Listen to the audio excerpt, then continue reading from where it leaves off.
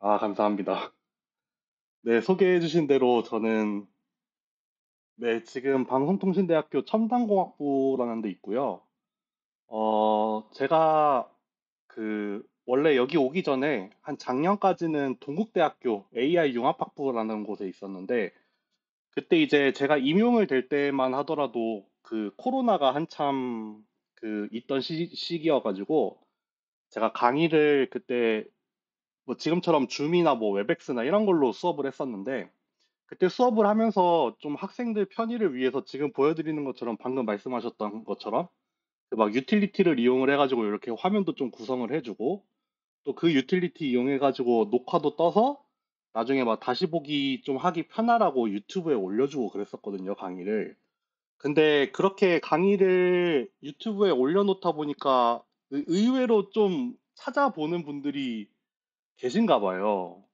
그래서 뭐 어쩌다가 한 번씩 메일을 뭐 받기도 하거든요. 뭐 강의 뭐 올려주셔서 감사하다, 잘 보고 있다. 뭐 그런 얘기를 간혹 가다 듣는데 이번에 되게 네, 좀 신기하게도 이번에는 이렇게 또 기업에서 저를 또 알아주셔가지고 이렇게 불러주셔서 감사합니다. 네, 정말 감사하고요. 이렇게 인연이 되어서 참 네, 좋다는 생각을 하고 있습니다. 제가 양력을 하나도 안 넣었는데, 깜빡하고 양력을 따로 안 넣었는데, 간단하게 좀 제 소개를 드리자면은, 제가 원래는 그 학사랑 박사를 전부 다 기계공학과에서 졸업을 했어요. 기계공학과에서 졸업을 해가지고, 제 원래 전공은 로보틱스고요. 로보틱스를 하다 보니까 아무래도 기계나 전기전자 쪽도 많이 하지만, 최근에는 이제 당연히 그 컴퓨터공학에 있어서 뭐 머신러닝이나 딥러닝 같은 것도 당연히 다루게 됐고 그러다 보니까 제가 좀 어떻게 운이 좋아가지고 동국대학교 AI 융합학부라는 곳에 갔었는데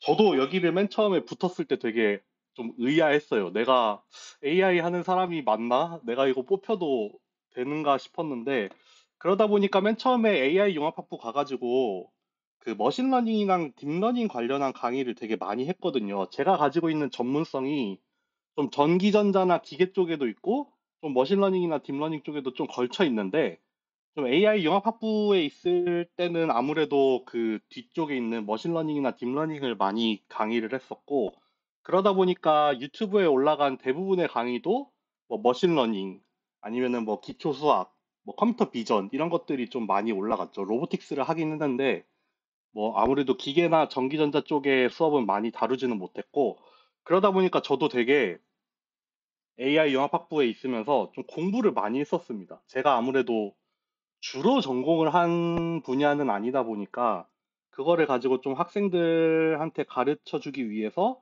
좀 따로 공부도 많이 했었고 그래서 아무래도 좀 많은 분들이 좋아라 해 주셨던 것 같아요. 네. 그래서 지금은 어쨌든 학교를 옮겨가지고 첨단공학부라는 곳에 메카트로닉스 공학을 전공을 하고 있거든요. 그래서 전공을 좀 더 전공에 맞게 오기는 왔습니다. 지금은. 네. 그렇게 됐고요.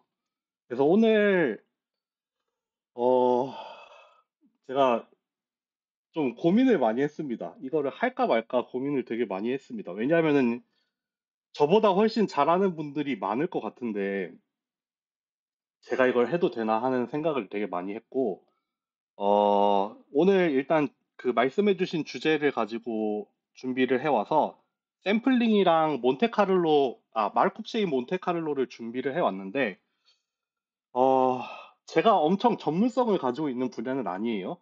그러다 보니까 좀 하는데 한계가 있을 것 같아서 좀 고민을 많이 했었는데, 그래도 어쨌든, 부탁을 해주신 대로, 준비를 하면서 공부를 많이 해봤고, 뭐, 덕분에 저도 여기를 되게 많이 알게 돼서 되게 좋은 시간이었고요. 공부한 걸 바탕으로 한번 최대한 말씀을 드려보겠습니다. 네.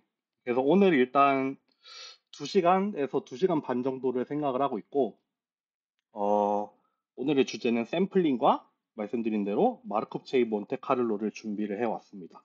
시작을 한번 해보겠습니다. 일단 출발은 여기서부터 출발을 해볼게요.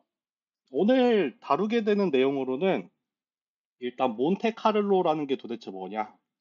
그래서 샘플링을 이용을 해서 어, 뭐 예를 들면 익스펙테이션을 계산을 한다거나 아니면은 샘플을 추출을 한다거나 하는 일들을 하는데 그 몬테카를로라는 원리가 뭔지를 좀 살펴보고 몇 가지 대표적인 샘플링 알고리즘을 준비를 해왔습니다. 첫 번째로는 이거 많이들 나오죠.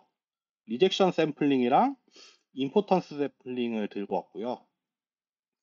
그리고 좀 더 본격적으로 들어가기 위해서 마르코프 체인을 좀 리뷰를 해보고 그 다음에 이 마르코프 체인을 이용한 몬테카를로까지 가는 거. 그래서 여기서는 메트로폴리스 알고리즘을 보고 메트로폴리스 헤스팅스 알고리즘까지 보고 그래서 가장 일반화된 알고리즘인 메트로폴리스 헤스팅스까지 가는 게 오늘의 목표입니다. 네, 어디까지 갈 수 있을지 모르겠지만 한번 요런 흐름으로 오늘은 요런 흐름으로 쭉 가보겠습니다. 네, 시작을 할게요. 그래서 이 샘플링이라는 파트가 중요한 이유가 우리가 어떠한 분포, 확률 분포가 주어졌을 때 거기로부터 어떤 샘플을 추출을 한다거나 아니면은 그 확률 분포를 이용을 해서 기대값을 계산을 하는 일이 상당히 잦다 이거죠. 상당히 많이 일어난다. 그래서 우리가 간단히 생각을 해서 그냥 1차원의 가우시안 분포가 있다고 해보면은 1차원의 가우시안 분포에서 그냥 샘플을 추출을 하거나 익스펙테이션을 구하는 일은 쉽죠. 왜냐하면은 얘는 되게 그 꼴이 알려져 있고 굉장히 간단하고 심지어는 1차원이기 때문에 여기에서 샘플을 추출을 하거나 익스펙테이션을 구하는 거는 쉬운데 우리가 실제로 다루는 문제들은 요렇지가 않다는 거죠. 그것보다는 굉장히 디멘션이 높고 또 그 확률 분포의 모양이 뭐 예를 들면은 딥러닝 모델을 사용을 했다라고 하면은 굉장히 어려운 복잡한 모델을 통해서 확률 분포 함수가 표현이 되고 있기 때문에 앞에서 말씀드린 가우시안처럼 샘플을 구하고 익스펙테이션을 구하고 이런 것들이 쉽지 않더라. 그렇기 때문에 우리가 좀 이런 거를 근사적으로 해서 샘플을 추출을 하거나 뭐 익스펙테이션을 취하는 일을 해야 하더라. 네, 라는 그런 필요성이 있었고요. 그래서 한 가지 예를 들어서 얘기를 하는 게 베이지안 인퍼런스의 예를 들어서 좀 표현을 하고 있더라고요. 결국 베이지안 인퍼런스는 뭐 인풋이랑 아웃풋 사이의 관계를 이렇게 표현을 해볼까요? 어떤 모델을 이용을 해서 표현을 하는데 여기에 주어진 입력이 있고 출력이 주어지고 또 이 모델을 기술하기 위한 파라미터 세타가 주어지는데 결국에는 뭐라고 표현해 볼까요? 우리가 likelihood라는 걸 이용을 해서 주어진 입력과 파라미터가 있을 때 아웃풋을 아웃풋을 표현을 해내고 그래서 주어진 데이터들 여기서 노테이션 뭘 썼죠? 이렇게 아래첨자를 썼네요. 데이터들이 주어졌을 때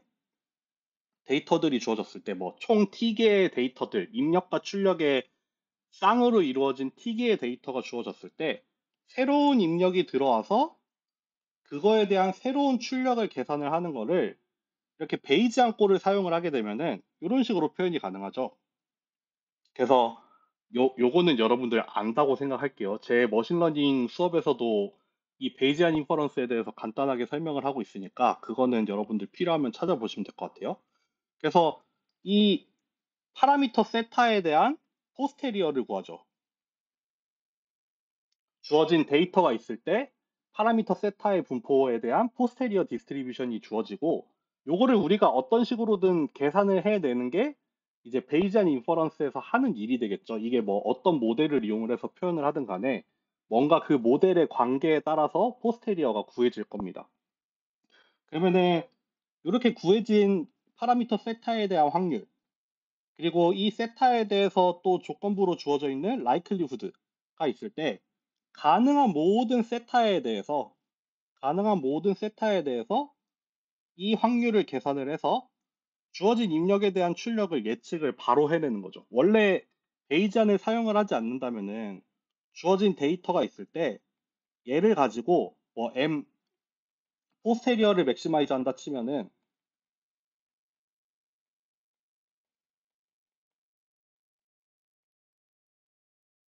이런 식으로 주어진 데이터로부터 포스테리어 디스트리뷰션을 통해서 그거를 최대로 만드는 어떤 파라미터를 하나 찾죠. 그래서 그걸 통해서 새로운 예측을 하는 게 일단 파라미터를 기반으로 한 어떤 예측이 될 텐데 베이지안에서는 이렇게 파라미터를 특정 파라미터로 딱 결정을 짓는 것이 아니라 가능한 모든 파라미터 세타에 대해서 예측을 수행을 할 수 있기 때문에 그 모든 가능성을 고려를 해서 예측을 종합적으로 계산을 해내는 게 풀 베이지안 인퍼런스가 되겠죠. 그래서 어쨌든 파라미터를 거치지 않고 그냥 바로 주어진 입력과 출력 사이의 관계를 구해내겠다. 그래서 물론 파라미터를 경유를 해서 그 사이의 관계가 표현이 되기는 하지만 이렇게 경유를 하기는 하지만 특정 파라미터로 결정짓는 게 아니라 모든 파라미터에 대해서 그거를 고려를 전부 하고 있죠.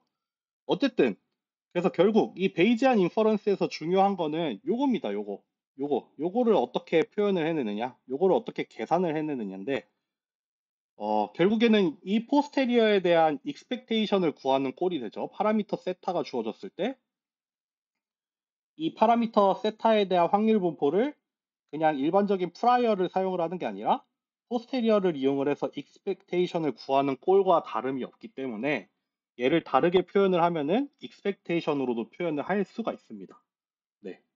그래서 어쨌든 이렇게 베이지안 인퍼런스를 하는 꼴도 역시 익스펙테이션으로 표현을 할 수 있고 이 익스펙테이션을 실제로 이 포스테리어 굉장히 복잡한 포스테리어를 이용을 해가지고 실제로 계산을 하는 게 어렵다 보니까 그걸 뭐 어널리틱하게 하든 뭘 어떻게 하든 간에 실제로 구하기 위해서 좀 근사적인 방법을 통해서 얘를 구할 수 있더라. 이 익스펙테이션을 계산할 수 있더라라는 내용입니다.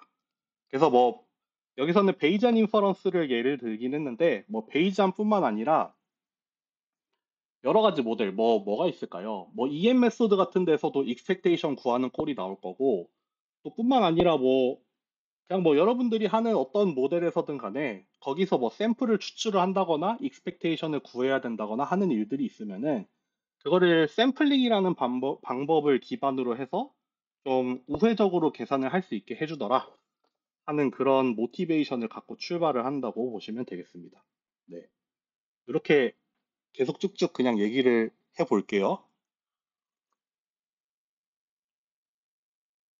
혹시나 너무 말이 빠르거나 좀 이해가 안 되는 거 있으면은 얘기를 해주세요. 제가 채팅창을 띄워놓고 하겠습니다. 네. 그럼 넘어가 볼게요. 생각보다 할 말이 많은가 봐요. 말이 많네요. 네.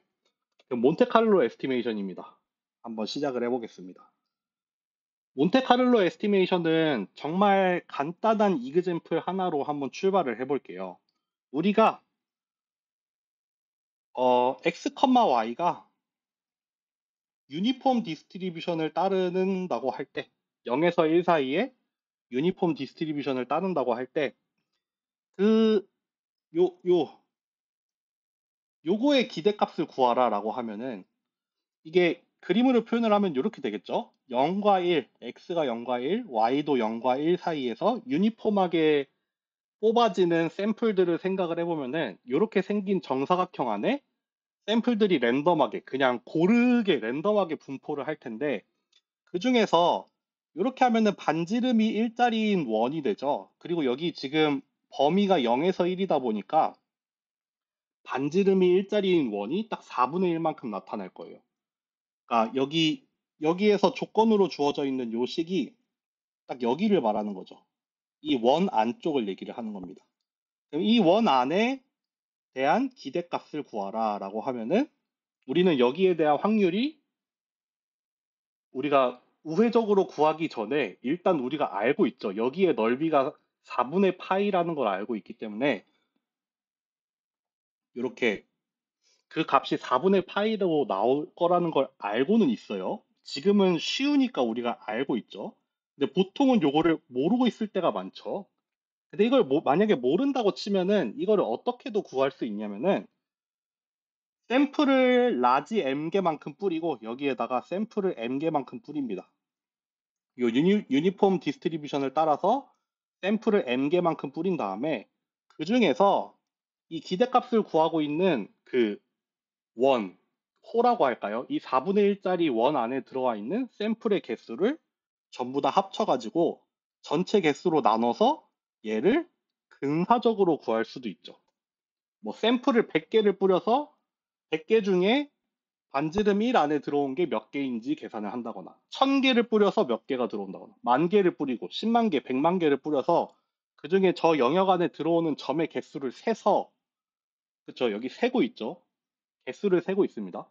개수를 세서 전체 개수분의 영역 안에 들어온 개수를 구하면은 얘는 아마도 만약에 샘플의 개수가 많으면 많을수록 이 참값인 4분의 파이에 점점 가까워질 거라고 우리가 직관적으로 알 수 있죠.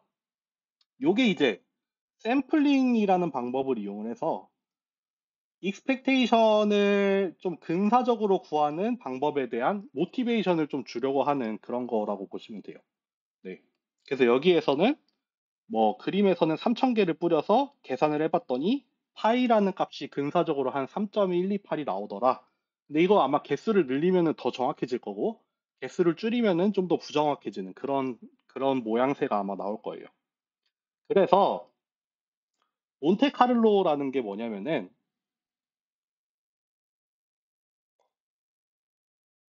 몬테카를로는 결국에는 우리가 익스펙테이션의 정의가 이렇게 되죠. 만약에 이 여기 랜덤 베리어블 세타가 주어져 있고 얘에 대해서 어떤 함수 f 세타에 대한 익스펙테이션을 구하자라고 하면은 요 모양이죠. 요 익스펙테이션이라는 거는 딱 요렇게 되죠. 요렇게. 여기 익스펙테이션이라는 거는 딱 인테그랄과 요렇게 딱 표현이 됩니다.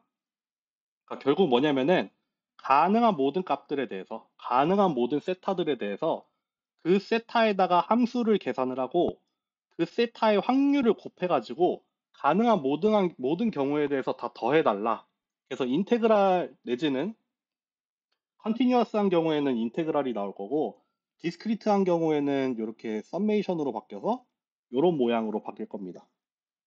그래서 가능한 모든 경우에 대해서 그 확률을 함수값에다가 곱해서 다 더해버리면은 기대값, 우리가 이 f 세타라는 어떤 랜덤한 값에 대해서 우리가 평균적으로 기대하는 기대값을 구할 수 있어요.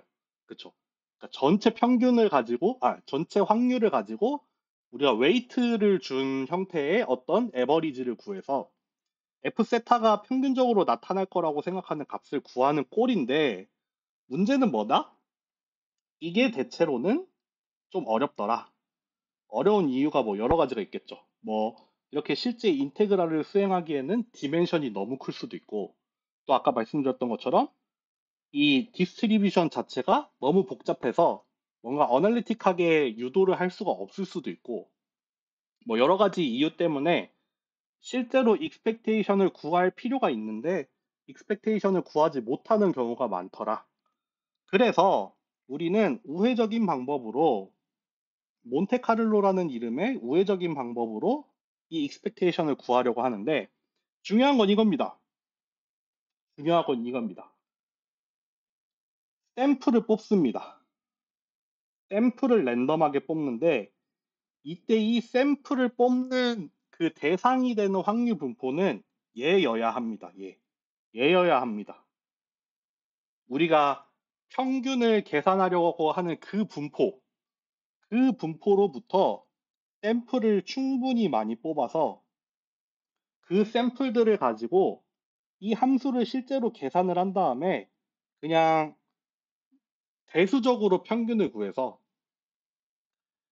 요 기대값이란 것을 근사를 해보겠다. 요게 몬테카를로 에스티메이션이 됩니다. 네. 그래서 샘플을 추출을 해서 우리가 이 대상이 되는 확률 분포로부터 샘플을 추출을 해서 실제 계산을 해서 실제로 그걸 함수에다 넣어 가지고 결과로 나오는 거를 다 모아 가지고 평균을 내서 실제로 expectation, 우리가 구하고 싶은 expectation을 근사할 수 있더라가 됩니다.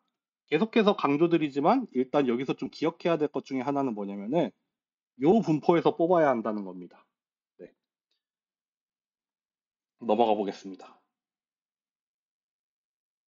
그리고 이거는 그냥 이론적으로 그냥 잠깐 알아두셔야 될 거는 로우 오브 라지 넘버, 우리가 큰 수의 법칙이라고 하죠. 내지는 대수의 법칙이라고 하는데 어쨌든 이거는 수학적으로 그냥 증명이 되는 사실인가 봐요. 그래서 큰 수의 법칙에 의해서 뭐가 이미 증명이 되어 있냐면은 n이 충분히 커지면 n이 충분히 커지면 샘플의 개수가 충분히 많아지면은 이 우리가 계산을 한 그 대수적인 평균, 그게 어디로 수렴을 한다? 여기로 수렴을 합니다. 네, 여기로 수렴을 하더라 라는 게 이미 증명이 돼 있기 때문에 이 몬테카를로라는 거는 큰 수의 법칙에 의해서 증명이 되어 있다, 보장이 되어 있다라고 보시면 되겠습니다. 넘어가 볼게요. 그래서 샘플링에 대해서 아까 내비게이션을 한번 다시 볼까요? 그래서 몬테카를로에 대해서 조금 간단하게 살펴봤고, 샘플링을 하는 방법으로 두 가지 대표적인 방법, 리젝션 샘플링과 임포턴스 샘플링을 한번 보고요. 제 생각에는 요거 보면은 한 1시간 정도 지날 것 같고, 잠깐 적당히 쉬었다가 그 뒷부분으로 넘어가는 걸로 하겠습니다.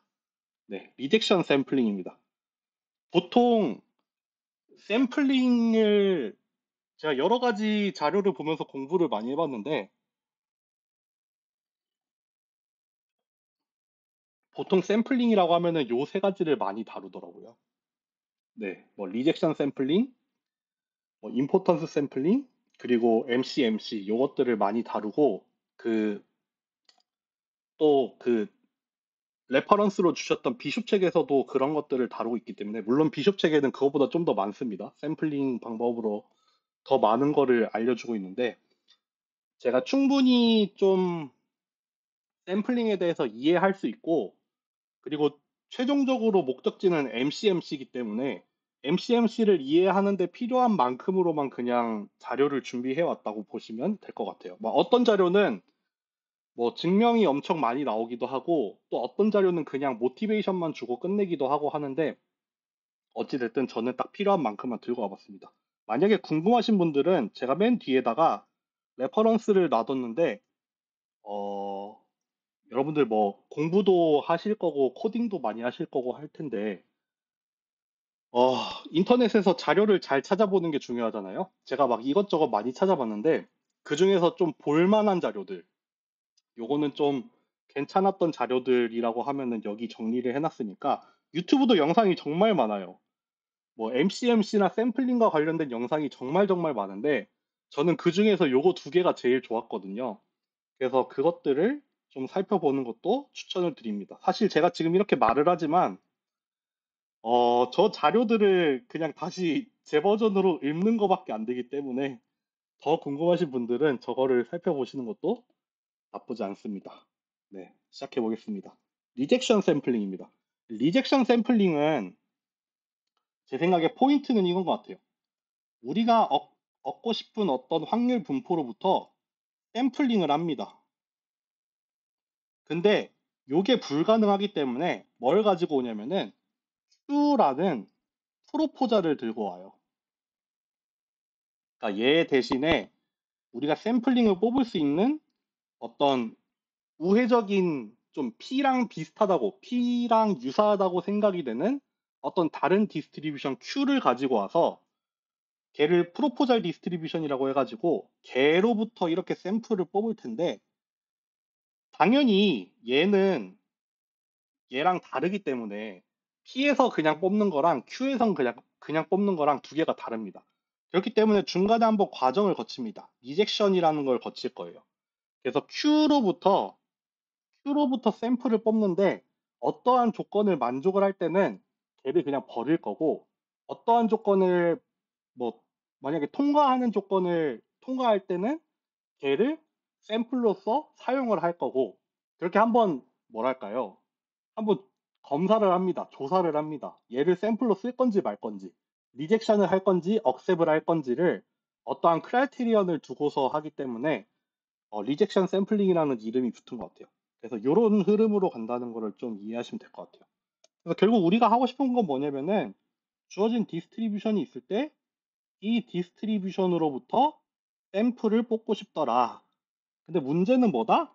얘가 간단하지가 않기 때문에 얘로부터 직접 여기 뭔지 모르겠지만 주머니가 있어요. 그리고 그 주머니 안에서 샘플을 꺼낼 텐데 그게 불가능하더라. 이렇게 다이렉트하게 샘플을 뽑는 일이 어렵더라. 그래서 우리는 그거 대신에 우회적인 방법을 쓸 거다. 그건 다음 페이지에서 좀 더 얘기를 할게요. 그리고 이 리젝션 샘플링 같은 경우에는 또 뭐가 좋냐면은 오늘 다루는 모든 알고리즘이 다 그래요. 리젝션 샘플링도 마찬가지고 임포턴스 샘플링도 그렇고 MCMC도 그런데 이게 가능합니다. 우리가 실제로 뽑고 싶은 디스트리뷰션이 얘인데 걔가 노멀라이즈가 안 돼 있어요. 예를 들면은 가우시안 분포 같은 경우에도 우리가 그냥 그 확률 분포의 실제 꼴은 뭐 알고 있죠? 2파이 뭐 시그마 제곱분의 1 해가지고 익스포넨셜 이렇게 알려져 있지만 우리가 그냥 편의상 이렇게 많이 쓰잖아요. 이렇게 많이 쓰죠. 저기 그 좀 복잡한 텀은 날려버리고 얘가 실제로 어떤 파라미터에 비례하는지를 이렇게 쓰는데 결국 얘는 우리가 이렇게 쓰겠다는 거죠. 실제 확률 분포는 아니지만 걔가 뭐에 비례하는지는 알고 있어서 걔가 뭐랑 비례하는지는 알고 있어서 이 p 틸다로부터 이 p 틸다로부터 p를 계산을 할 수는 있어요. 할 수 있을 수도 있고 없을 수도 있어요. 근데 어쨌든 우리가 뭔진 몰라도 노멀라이즈를 안 한 버전으로 알고 있어요. 노멀라이즈 하지 않은 디스트리뷰션을 알고 있을 때 그러면은 이 노멀라이즈 하지 않은 디스트리뷰션을 이 전체 영역에 대해서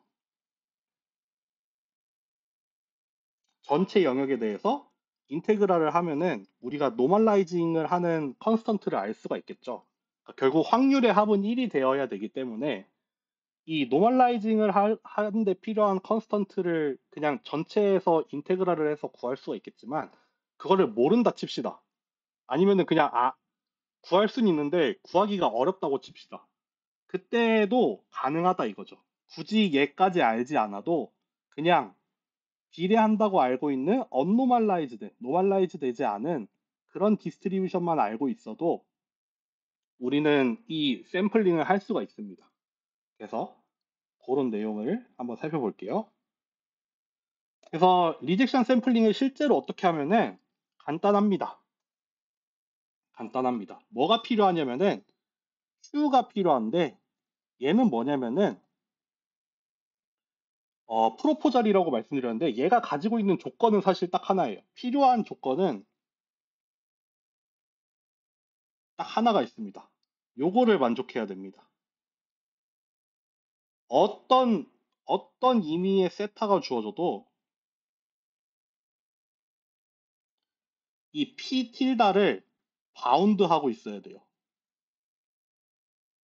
뭐 컨스턴트 k를 이용해서 표현할 수가 있는데 뭐 예를 들면은 임의의 분포가 막 이렇게 주어져 있는데 이 q라는 분포를 뭐 노멀 디스트리뷰션을 이용을 하는데 그 노멀 디스트리뷰션에다가 적절한 상수를 곱해서 이렇게 바운드를 시킨다던가 하는 식으로 이 원래 구하려고 하는 이 디스트리뷰션을 반드시 Q라는 걸로 이렇게 감싸져 있어야 돼요. 위에 있어야 돼요. 위에.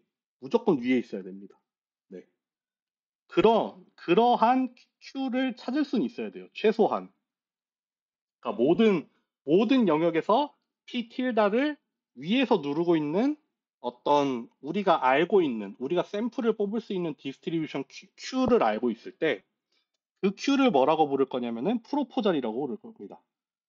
프로포절 디스트리뷰션이고 우리는 이 프로포절 디스트리뷰션으로부터 샘플을 뽑을 수 있어야 돼요. 네. 샘플을 뽑을 수 있어야 됩니다. 그러한 경우에 이 리젝션 샘플은 어떻게 돌아가냐면은 이렇게 돌아갑니다. 요 과정을 반복을 한다고 이미 구해져 있습니다. 어떻게 하냐면은 이 그림을 이용해서 표현을 해볼게요. KQ가 주어져 있죠. KQ. 아이고, 요게 아니라 요렇게 생긴 KQ가 주어져 있어요. 이 KQ로부터 샘플을 하나 뽑습니다. G0를 뽑았다고 합시다. 여기가 나왔겠죠. 만약에 이 KQZ로부터 샘플링을 뽑으면은 이러한 확률 분포를 갖도록 샘플이 나오겠죠. 그러니까 막 샘플을 막 뽑아가지고 여기다가 표현을 해보면은 여기도 나왔다가 여기도 나왔다 여기도 나왔다 여기도 나왔다가 할 텐데 이거를 막 많이 뽑아보면은 막 이렇게 뽑혀가지고 얘의 확률 분포가 요런 모양이 나오겠죠. 그쵸. 요런 정도의 히스토그램을 가지고 샘플들이 뽑히는 어떠한 샘플 G0가 있을 겁니다. 지금 같은 경우는 여기가 나왔다 쳐요. 그럼 이렇게 G0, 여기 같은 경우에는 Q0, 세타 제로로 표현을 했는데 이 세타 제로를 뽑고 그 다음에는 뭘 하냐면은 여기 G가 아니라 세타입니다. 유니폼 디스트리뷰션 0이랑 KQ 세타 제로까지 뭐냐면은 이 여기가 0이죠. 여기가 뭐예요? KQ 세타 제로죠. KQ G 제로죠. 그럼 여기서 여기 사이에 여기서 여기 사이로 유니폼하게 랜덤 베리어 유니폼하게 랜덤 값을 하나 뽑는 거예요. 예를 들어서 여기가 뭐 10이었고 그때 여기 KQ0가 뭐 5였다라고 하면은 0에서 5 사이에 어떠한 유니폼한 확률을 갖는 값을 하나 뽑아가지고 그렇게 뽑힌 값이 그렇게 뽑힌 값이 얘보다 크냐 작냐에 따라서 억셉을 할지 리젝을 할지를 결정을 합니다. 결국 뭐냐면은 다시 한번 쭉 정리를 해볼게요. 첫 번째, 여기에서 이 파란색을 보고 샘플 값을 하나 뽑습니다. 지금 같은 경우 여기가 뽑혔어요. 이게 1번입니다. 저 Z 내지는 세타라는 값들 중에서 저 파란색 분포를 보고 우리가 파란색으로부터는 랜덤 샘플을 뽑을 수 있기 때문에 랜덤 샘플을 하나 뽑았더니 여기가 나왔어요. 그럼 여기를 기준으로 이렇게 수직하게 한번 조사를 해보는 거예요. 여기를 기준으로 지금 우리의 프로포잘 디스트리뷰션은 여기 있죠. 그리고 P 틸다는 여기 있어요.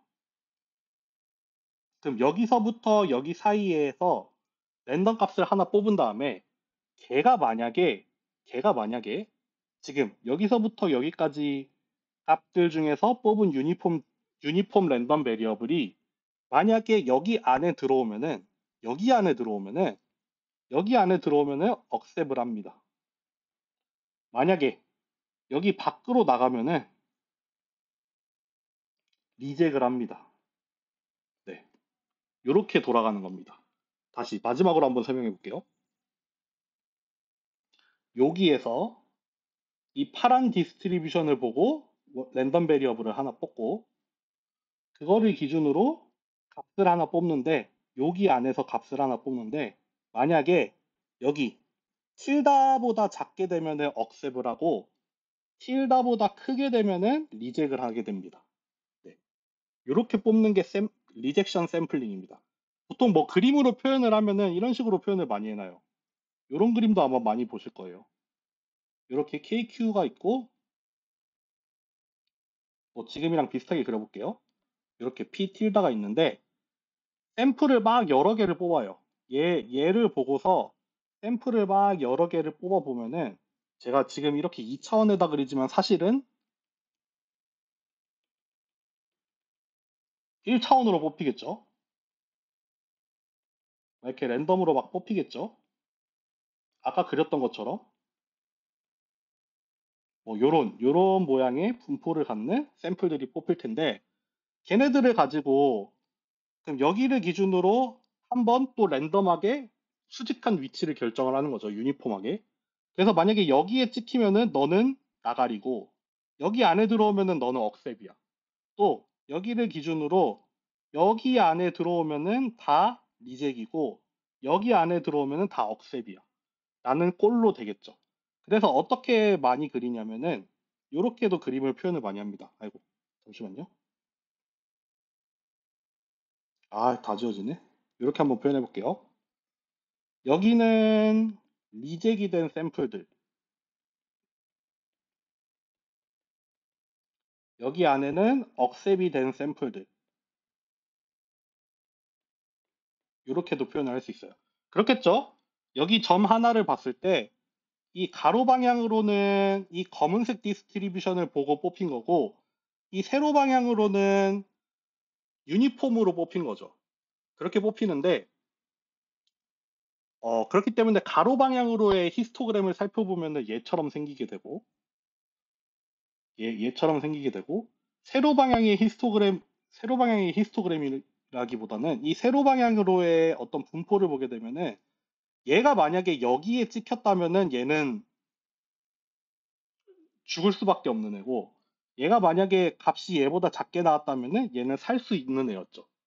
그렇기 때문에 이렇게 총 2차원에다가 점을 저렇게 막 찍어 보면은 살아남은 애들은 다 여기 사이에 들어갈 거고, 여기 사이에, 죽은 애들은 여기 사이에 들어갈 거고, 살아남는 애들은 여기 사이에 들어가는 애들입니다. 이렇게 해서 리젝션 샘플링을 할 수가 있다라고 보시면 되겠습니다. 결국에는 그거죠. Q라는 값이 Q라는 값이 샘플을 뽑을 수 있는데 걔는 P랑 다른 애였잖아요. 그렇기 때문에 얘를 P 틸다를 보고서 얘를 실제로 통과시킬지 안 통과시킬지를 한번 거르는 거예요. 그 과정에서 이 샘플들이 실제로 P를 따르도록 근사될 수 있겠죠. 네. 그렇게 돌아가는 게 리젝션 샘플링이라고 보시면 되겠습니다. 네. 그래서 이 리젝션 샘플링은 노멀라이즈가 심지어는 안 되어 있어도 계산을 할 수가 있는 그런 방법이고, 다만 첫 번째로는 P랑 Q가 너무너무 많이 달라버리면은 이거는 inefficient해집니다. 왜냐하면은 우리가 리젝을 하는 영역이랑 우리가 억셉을 하는 영역이 있는데, 만약에 얘네들이 만약에 많이 달라지게 되면은 여기가 넓어지죠. 파란색이 넓어지고 빨간색이 좁아지겠죠. 그렇기 때문에 웬만하면 할 수 있는 한 최대한 유사하게 만들어서 돌리는 게 효과적일 거예요. 만약에 Q가 너무 바운드를 하긴 하는데 P랑 너무 많이 달라져 버리면은 우리가 생성을 한 샘플들이 거의 다 리젝이 돼 버릴 거고 억셉이 되는 게 되게 적을 테니까 좀 비효율적으로 돌아가는 샘플링이 되겠죠. 그리고 좀 어려운 것 중에 하나가 역시 하이 디멘션입니다. 하이 디멘션에서 요거를 좀 기본적으로 돌아가는 게 그렇잖아요. 랜덤으로 샘플을 쫙 뿌려보고 그 중에서 안에 들어오는 것만 가져가자라는 개념이기 때문에 디멘션이 커지면은 이거는 비효율적일 수밖에 없는 그런 알고리즘이죠. 네. 그래서 그런 게 있다. 뭐 그래서 하이 디멘션에서는 뭐 깁스 샘플링 같은 거 쓰면 된다. 뭐 그런 얘기 정도는 할 수가 있을 것 같습니다. 네. 이렇게 40분이 됐거든요. 제가 보통은 한 30분에서 40분마다 한 번씩 쉬는데 여기서 한번 쉬고 갈까요? 여기서 한 10분만 쉬었다 가겠습니다.